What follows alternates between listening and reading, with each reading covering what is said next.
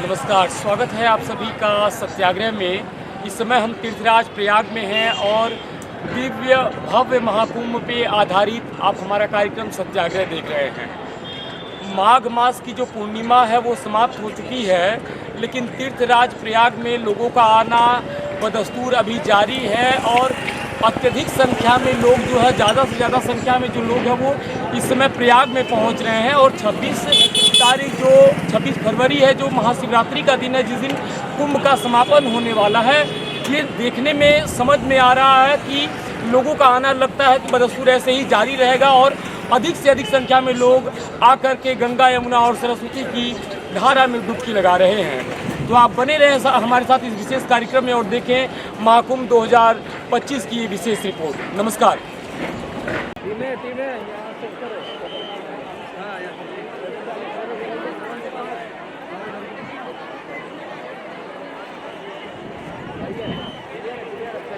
महाकुंभ 2025 प्रयागराज में देश के कोने कोने से आने वाले श्रद्धालुओं का हुजूम दिन ब दिन बढ़ता जा रहा है। जिस प्रकार से अलग अलग मुहूर्त में चलने वाले शाही स्नानों में आपको अपार जनसैलाब देखने को मिला है, उसी प्रकार से माघ पूर्णिमा के समाप्त होने के तत्पश्चात भी तीर्थराज प्रयाग में श्रद्धालुओं का आना बदस्तूर जारी है। आप स्वयं देख सकते हैं कि किस प्रकार से माघ के समाप्त होने के बाद सूर्य की जो किरणें हैं वो क्रीड़ा कर रही हैं और मेला परिसर में किस प्रकार की जो हवा है, जो वरुण देवता है वो किस प्रकार से हवा चला रहे हैं। आसमान में माँ गंगा की जो रेत है वो छाई हुई है और हर तरफ से आपको श्रद्धालुओं का आना दिखाई दे रहा होगा।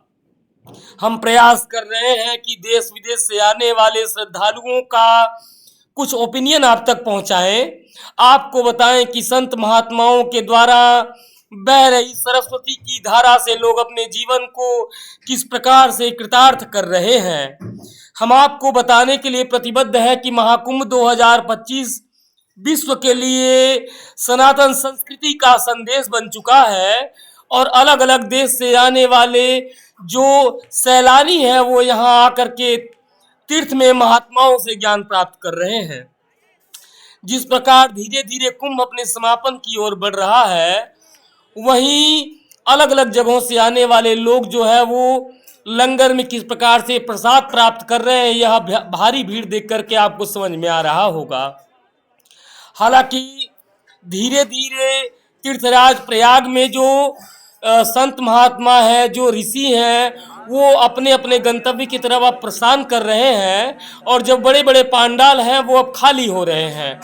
सरकार की व्यवस्थाएं जो है वो दिन ब दिन मजबूत हो रही हैं, क्योंकि जो भीड़ है वो रुकने का नाम नहीं ले रही है।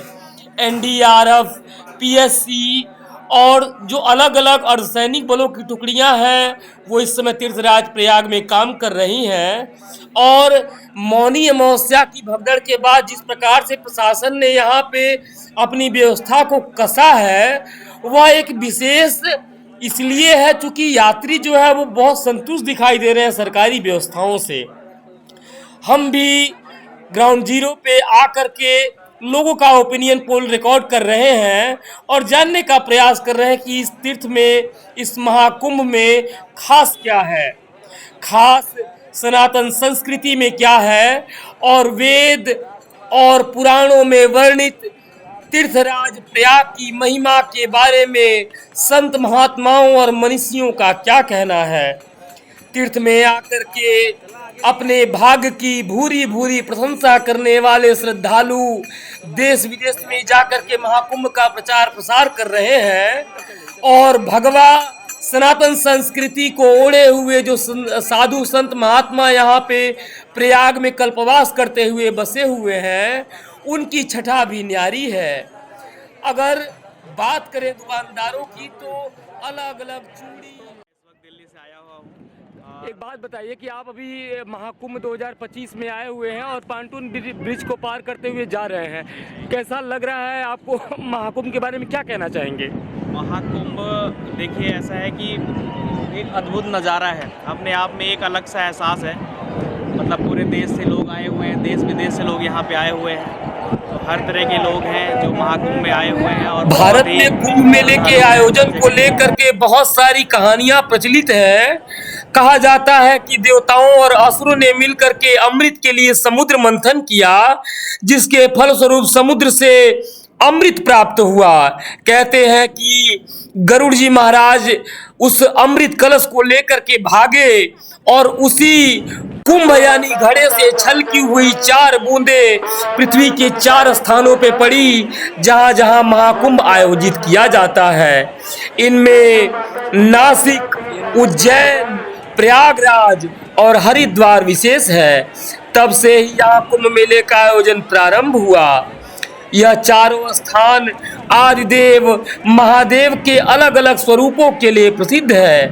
कुंभ मेले 3 प्रकार के होते हैं। पहले वे जो 6 वर्ष में आयोजित होते हैं, जिन्हें अर्ध कुंभ कहा जाता है। दूसरे वे जो हर 12 वर्ष में आयोजित होते हैं, उन्हें पूर्ण कुंभ कहा जाता है।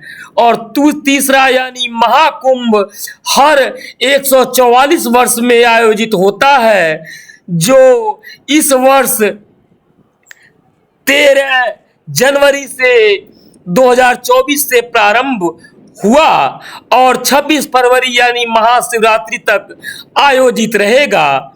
महाकुंभ मेले का आयोजन अन्य 3 धामों पर भी होता है, जो इस प्रकार है, जिनमें हरिद्वार जो गंगा नदी के किनारे स्थित है, उज्जैन जो शिप्रा नदी के किनारे स्थित है और नासिक जो गोदावरी नदी के किनारे स्थित है।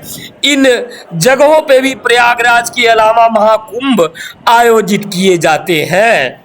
माघ महीने में तीर्थराज प्रयाग में आने का वर्णन वेदों और पुराणों में तो मिलता ही है, लेकिन जिस प्रकार से माँ गंगा की कलरव करती हुई धारा लोगों के मन के पाप ताप संताप को हरती है, यह विशेष कारण है कि कलयुग में 2025 में लगने वाले 144 वर्षों के बाद लगने वाले इस महाकुंभ में जो महाजन सैलाब है, वो रुकने का नाम नहीं ले रहा है। कितनी बड़ी व्यवस्था के बावजूद भी जो जनता है उसके लिए अलग अलग पुलों को बार बार बंद करना पड़ रहा है। चूंकि 45 दिनों तक चलने वाले महाकुंभ में जो लोगों का हुजूम है वो दिन ब दिन बढ़ता जा रहा है, और ये एक विशेष कारण है कि जिसकी वजह से जो प्रशासन है वो पूरी अलर्ट पे है। सबसे बड़ी बात कि रामचरितमानस में महाकुंभ के बारे में कई बार वर्णन आता है, जिनमें कई चौपाइयाँ हैं जिनसे पता चलता है कि गोस्वामी जी ने तीर्थराज प्रयाग के बारे में जो वर्णन किया है वह कितना अलौकिक है। माघ मकर गति रवि जब होई, तीरथ पति ही आव सब कोई, देव दनुज की नर नर श्रेणी, सादर मज्जहि सकल त्रिवेणी, पूजहि माधव पद जल जाता, परसी अक्षय बटु हर्षित गाता, भरद्वाज आश्रम अति पावन, परम रम्य मुनिमर मन भावन।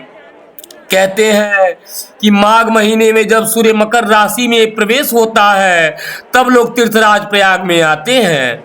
देवता, दैत्य, किन्नर और मनुष्यों के समूह सब आदर पूर्वक त्रिवेणी में स्नान करते हैं। वेणी माधव के चरण कमलों को पूजते हैं और अक्षय वट का स्पर्श करके उनके शरीर पुलकित होते हैं। कुंभ मेले का उल्लेख रामायण और महाभारत दोनों महाकाव्यों में मिलता है। तीर्थराज प्रयाग का यह अनूठा और अगम्य वर्णन साधु संतों और महात्माओं के ज्ञान और उनकी बुद्धि से परे है। वेद भी नेति नेति कह के तीर्थराज प्रयाग की महिमा को गाते हैं।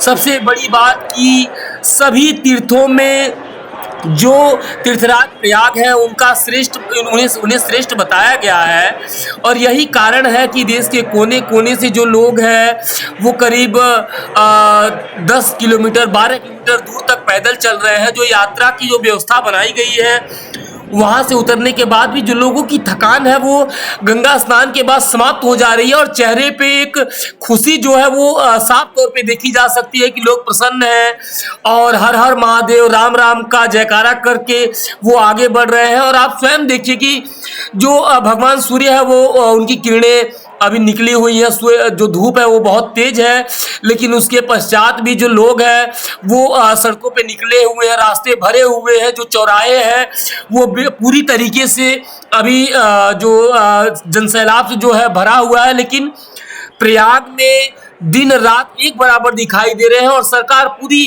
तरीके से जो अलर्ट मोड पे है कि किसी प्रकार की कोई दुर्व्यवस्था न हो पाए। आप भी बने रहे हमारे साथ। इस विशेष कार्यक्रम में हम प्रयास कर रहे हैं कि महाकुंभ की इन तस्वीरों से आपको जोड़ें और आपको बताएं कि महाकुंभ 2025 में खास क्या है और तीर्थराज प्रयाग में आए हुए श्रद्धालुओं के मन में ज्ञान और तीर्थराज प्रयाग को लेकर के क्या चल रहा है। आप बने रहे हमारे साथ इस विशेष कार्यक्रम में। धन्यवाद। भारत में कुंभ मेले के आयोजन को लेकर के बहुत सारी कहानियां प्रचलित हैं। कहा जाता है कि देवताओं और असुरों ने मिलकर के अमृत के लिए समुद्र मंथन किया, जिसके फलस्वरूप समुद्र से अमृत प्राप्त हुआ। कहते हैं कि गरुड़ जी महाराज उस अमृत कलश को लेकर के भागे और उसी कुंभ यानी घड़े से छलकी हुई 4 बूंदे पृथ्वी के 4 है। इनमें नासिक, उज्जैन, प्रयागराज और हरिद्वार विशेष है। तब से ही यहाँ कुंभ मेले का आयोजन प्रारंभ हुआ। यह चारों स्थान आदिदेव महादेव के अलग अलग स्वरूपों के लिए प्रसिद्ध है। कुंभ मेले 3 प्रकार के होते हैं। पहले वे जो 6 वर्ष में आयोजित होते हैं, जिन्हें अर्ध कुंभ समुद्र से अमृत प्राप्त हुआ। कहते हैं कि गरुड़ जी महाराज उस अमृत कलश को लेकर के भागे और उसी कुंभ यानी घड़े से छलकी हुई 4 बूंदे पृथ्वी के 4 स्थानों पे पड़ी, जहां जहां महाकुंभ आयोजित किया जाता है।